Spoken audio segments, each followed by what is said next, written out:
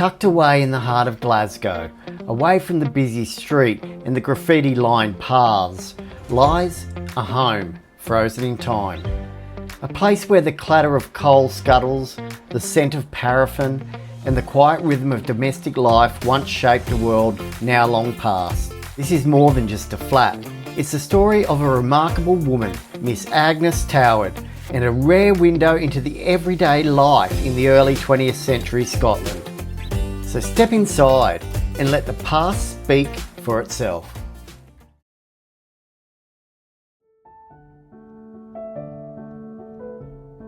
Glasgow.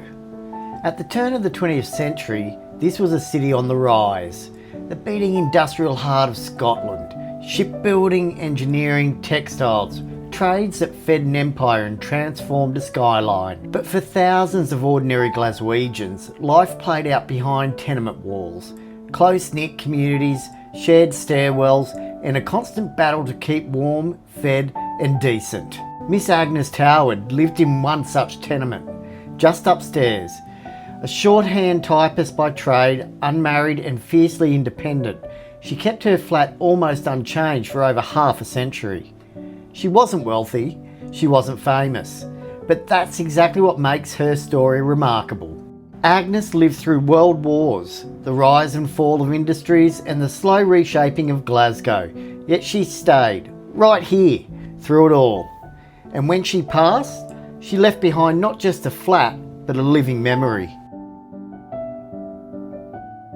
She was a quiet woman whose ordinary life became something extraordinary, simply by being remembered.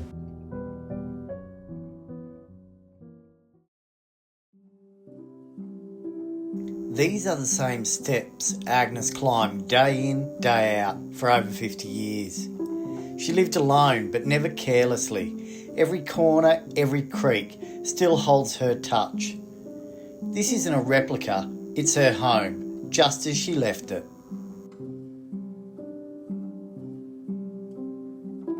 The air still holds her rhythm, each room exactly as she left it.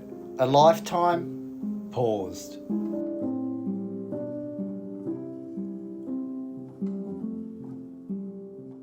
Agnes did much of her own sewing, a common skill for a woman in the early 20th century. It was likely bought in the 1920s, a time when repair was routine. For Agnes, practicality wasn't a choice, it was how you kept yourself going. Her dressing table speaks quietly of self-respect. Hairbrushes of natural bristle, a hand mirror, not luxuries, but lasting items. The perfume bottles, mass market, but cherished. For a single woman in the 1930s Glasgow, these small rituals, well, they mattered. The fireplace was the warm heart of Agnes's world. Coal-fired, slow to light, but always dependable. She lived here alone from 1911 until 1965, over 5 decades in the same 4 rooms. Above the fire were her chosen treasures, ornaments that didn't just decorate, but were there for memory.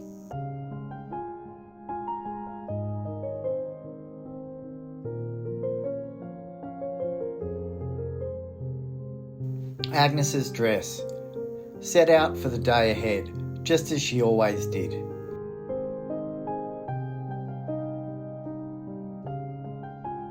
In the bedside cupboard, books, some Shakespeare to keep you warm on those cold Glasgow nights.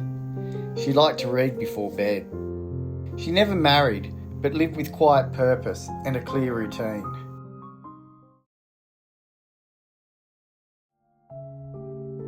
When Agnes moved in back in 1911, most Glasgow tenements still relied on shared outside toilets, but this flat was different. Built with its own indoor bathroom and even plumbed hot water, a real luxury at the time. A coal-fired boiler in the kitchen fed these taps, hot and cold, long before electric systems were common.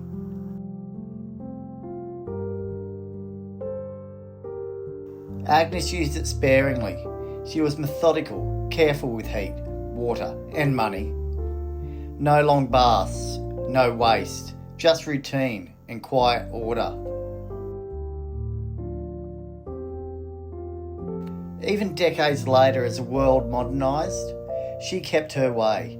Gas lighting, paraffin cleaning, and a life lived at her own pace.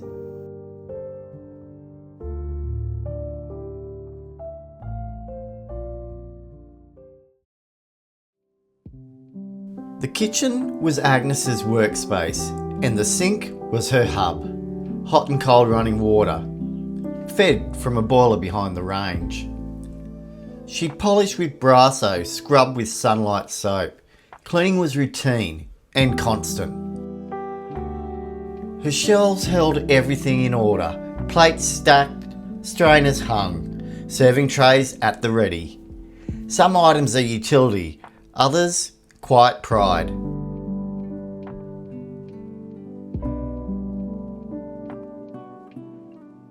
That enamel bread bin, likely used for decades. She tweaked her recipes with handwritten notes, carefully measured, never wasted. The kitchen scale saw rationing, baking, and maybe the odd treat when sugar allowed. Sauces, preserves, and reused jars. Nothing was ever thrown away. The range wasn't just for cooking. It was her heat, her boiler, and the rhythm of everyday life. Lighting it took time. Keeping it lit meant planning your whole day around it. She used it into the 1960s, long after gas was standard. Laundry dried above the range because heat rose slowly. And beyond the kitchen, a tucked away bed closet. This one may have been for her mother, close to the fire and not far from company. Warm, practical and pure tenement logic.